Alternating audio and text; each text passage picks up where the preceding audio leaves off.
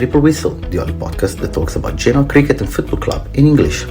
Powered by Genuani Siresta, our guests every week will comment the game performances, players, ratings, tops and flops, here at Triple Whistle. Welcome to Triple Whistle for another appointment about the latest match. My name's Alex Pogno, and I am from Genoa Club UK. I'm in London, and with me today, Enrico from Vietnam. Welcome, Enrico. Thank you, Alex. Great to be here. Hello from sunny Vietnam. Sunny Vietnam, that's good. That's good. Just wanted to let everybody know that Bia today is not here, so this podcast will and Enrico. So we want to talk perhaps real briefly about Genoa-Bologna because there's not much to say. What do you think of the game, Enrico? Did you manage to see much of the game? I watched it. I had it on TV in the background, but it was bittersweet because it was very bitter, less so sweet because it was the last game in Serie A, which I wanted to watch. Obviously, not happy with the result, but it was what amazed me was the fans and everything, the choreography from the fans. It was amazing, which as always makes me proud to be a Genoa fan. What did you think? Right. Well, as a matter of fact, what can I say? I felt the same as the past few weeks. Really, I didn't even know what to think of this match. I wasn't happy at all with the display of football, and I wanted to get to the third spot from the bottom because you never know in Serie A, but we didn't even manage that in this match. But I just said supporters were great. Go ahead. Yeah. No, I was going to say it's sometimes once a team's been relegated, like the pressure is off because sometimes it's like a mental thing where like they don't play because of the pressure of relegation. And they don't play well. Now the pressure was off. You'd hope that maybe they'd actually be able to play because they had nothing to play for. But it wasn't a much improved performance, to be said, from usual, which is sad to see. Pretty much. And Bologna really came to Genoa. I mean, again, mid-table team. They had some youth in the squad. They didn't make much of an effort, but we couldn't really do much as it happened in the previous games. That's that.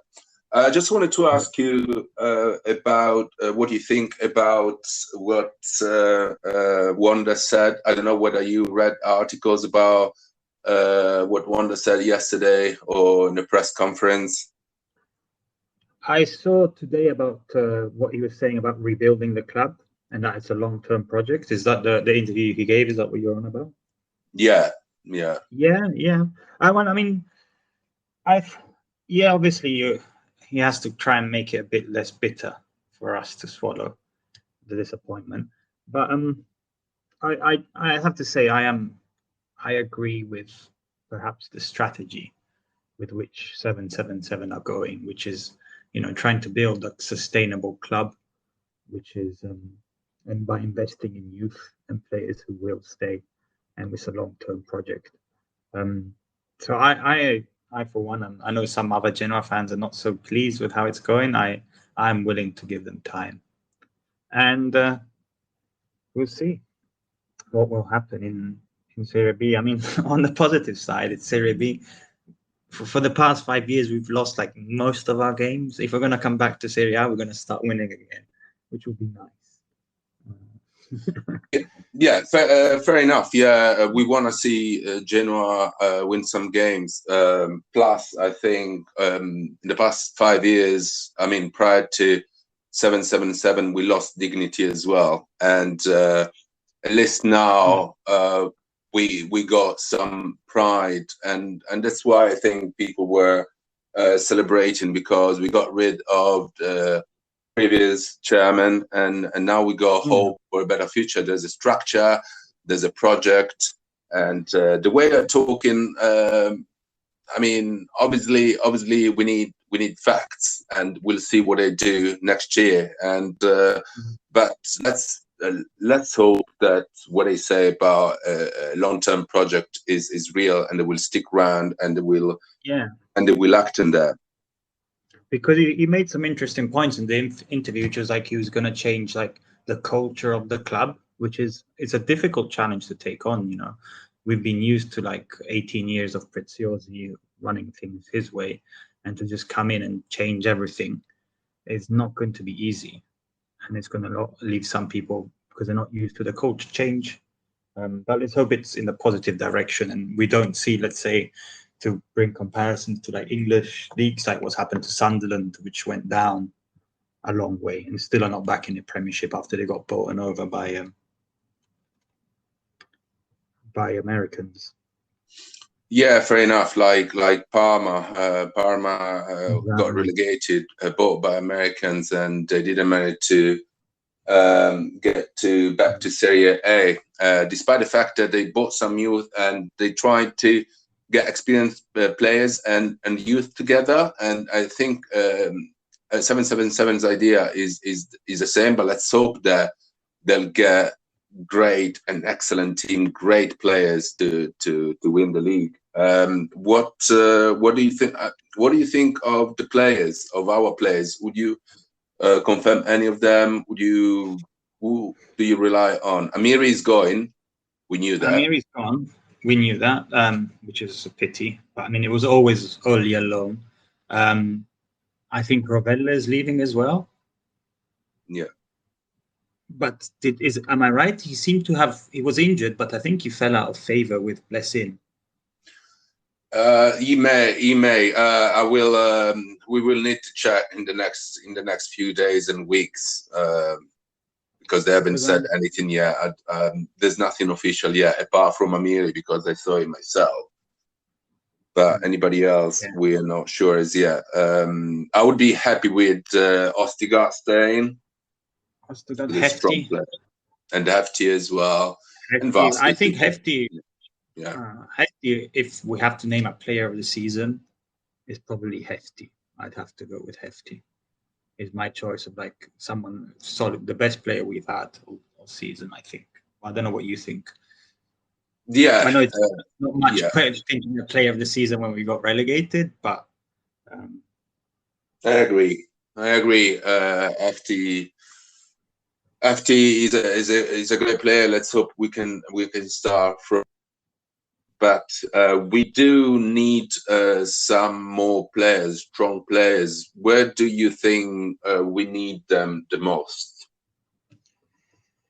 In defense, midfield, or forward? I think I think we need a creative attacking midfield, like a classic number 10 kind of person. Because our defense was fairly good. I know we conceded like 3 goals against Napoli and 4 against Lazio, but our defense after Blessing came along was actually pretty solid. Our main problem was just getting the goals. So we need to get like that area developed. So and to be honest, I think Destro is going to leave because he's going to stay in Serie A, I think, and also we might not be able to afford him in Serie B because we have to be realistic. We're going to be in Serie B. We can only afford Serie B players. Which the good news is, like, maybe some players in Serie B will be suited, like Portanova might actually be okay in Serie B. I don't know what you think, but definitely we need to get some attacking talent. Yeah, we need forward. I mean, what I've been saying to friends and on different platforms and chat is that we need to make sure we get a top scorer from Serie B, somebody who always scores in Serie B. I'm not gonna name names. I don't know, but somebody you can rest assured that will score 15, 20 goals, because we can't rely on any random forward that cannot guarantee for sure 15, 20 goals, because we must get there.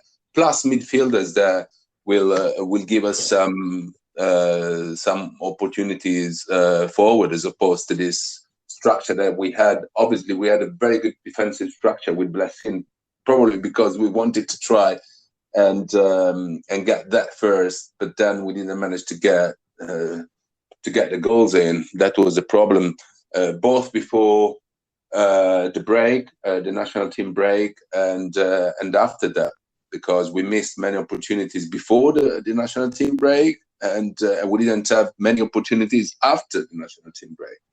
But yeah, let's see. It's going to be a tough lot in Serie B. What do you think of the teams in Serie B next year? Well, they're not going to be as hard as Serie A teams, to be honest. So my cause for optimism is because it's difficult to judge on Serie B team, mainly because I don't follow Serie B that much. But if we can keep most of our squad, especially because I think what 777 have been clever is they've kind of picked players who will probably stay or are developing. For example, Tony Yeboah. Is it Tony Yeboah? Yeah. Is it Tony Yeboah? I can't remember if I'm getting him or his uncle confused. Anyway, Yeboah. Yeboah. Anyway, let's go for him. Yeah, if he stays, I think he could be a promising young talent. He's got pace. He's got a decent shot. I mean, his uncle was famous having really good long distance shots. So if he can have any of that talent, he could probably score like 10, 15 goals in Serie B.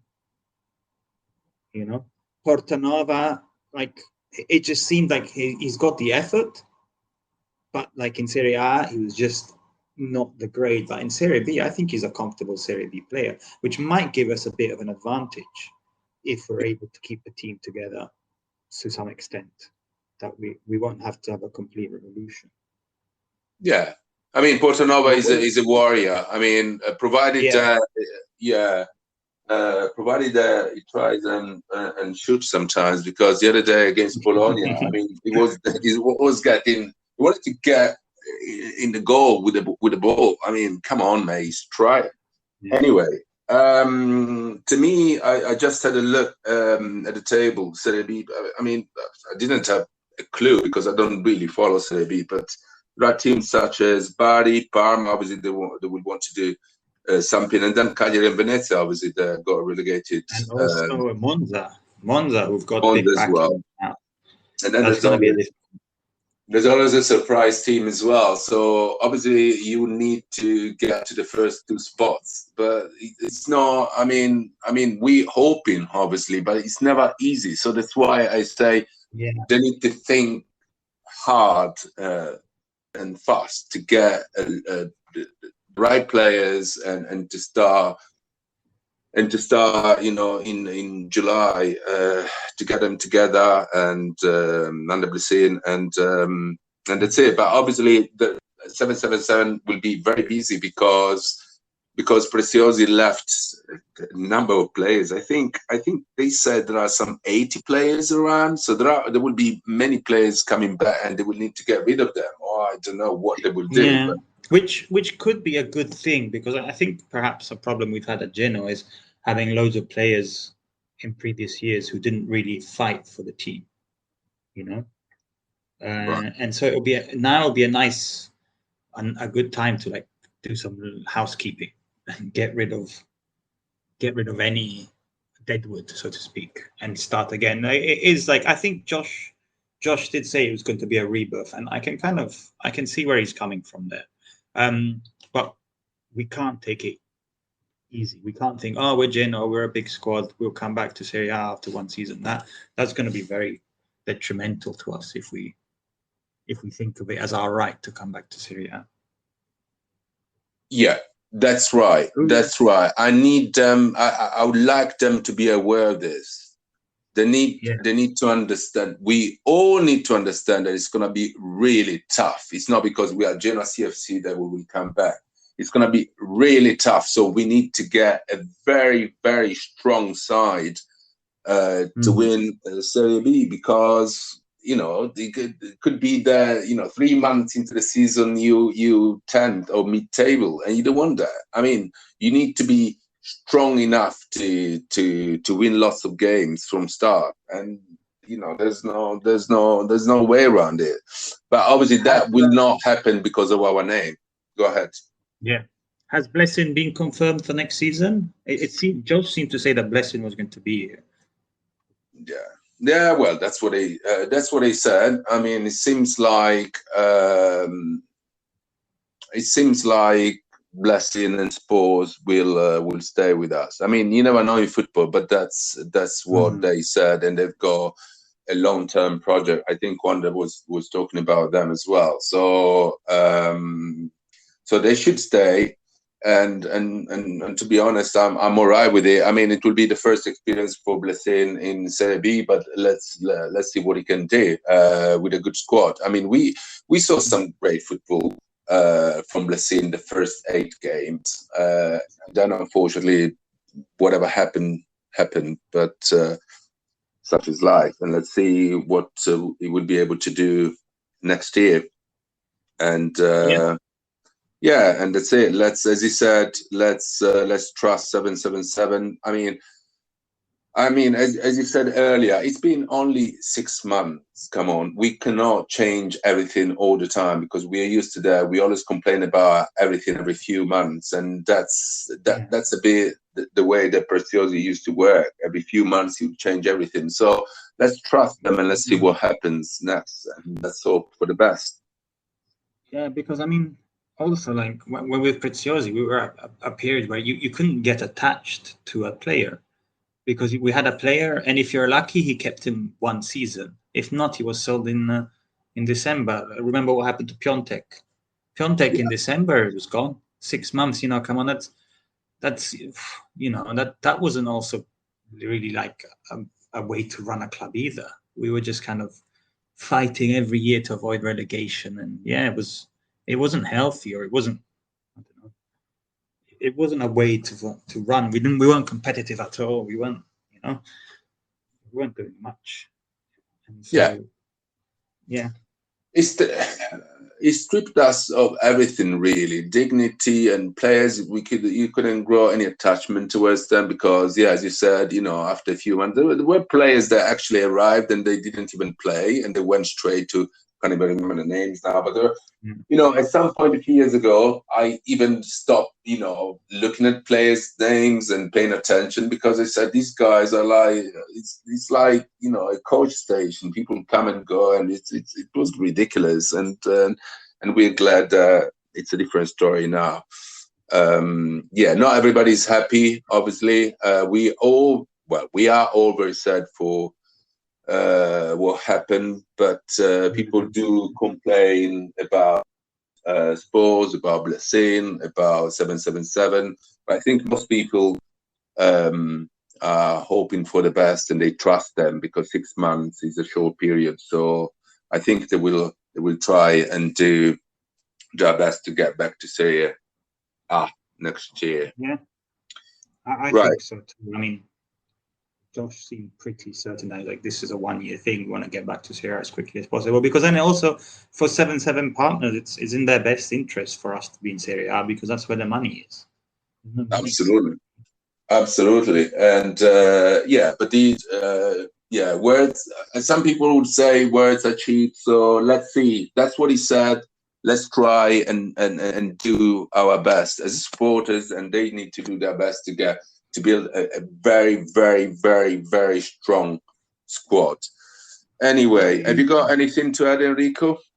No, I just want to say, which players do you think will stay next year? I think the guys that they got in January, apart from Amiri, they should stay, and will stay because we'll try to confirm them. But their contracts. But anybody else? I don't know. Cristo was supposed to go to Canada. I don't know whether it will be useful in Serie B. As you said, Portanova is fine, but everybody else, I'm not really sure because this season has been a nightmare. Let's not forget that before Blessing came and up to Fiorentina, Genoa, we witnessed a nightmare. I mean, these players, most of the season, played really, really badly.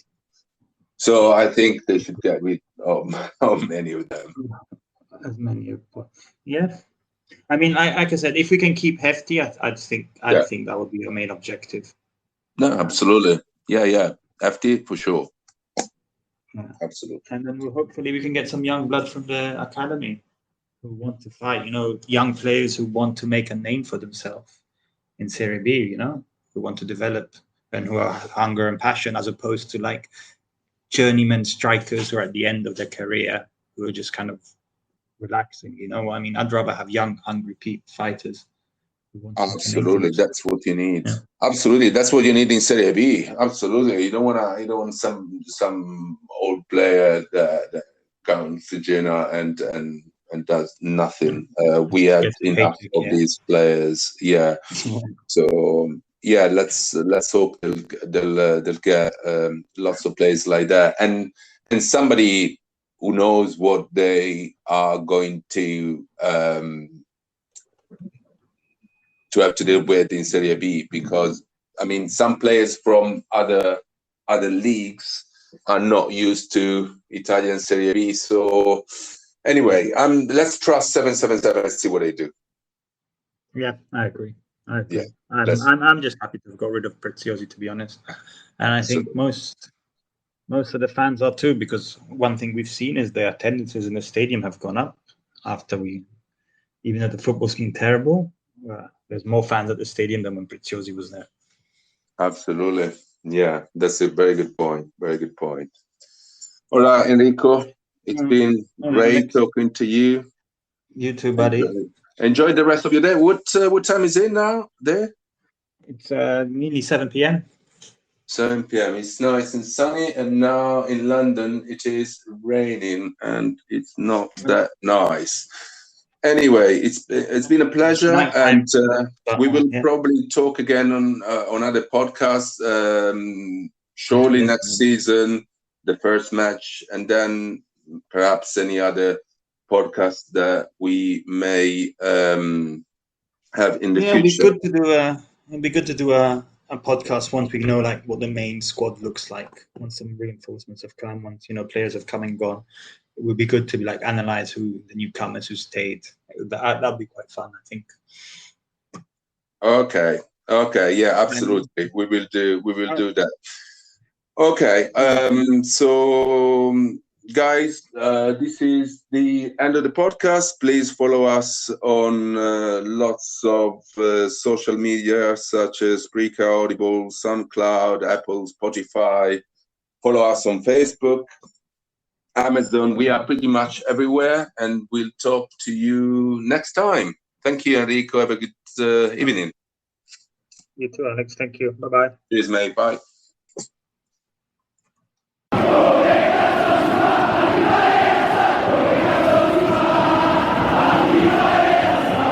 My name is Tobias Salvai, and I approve this message.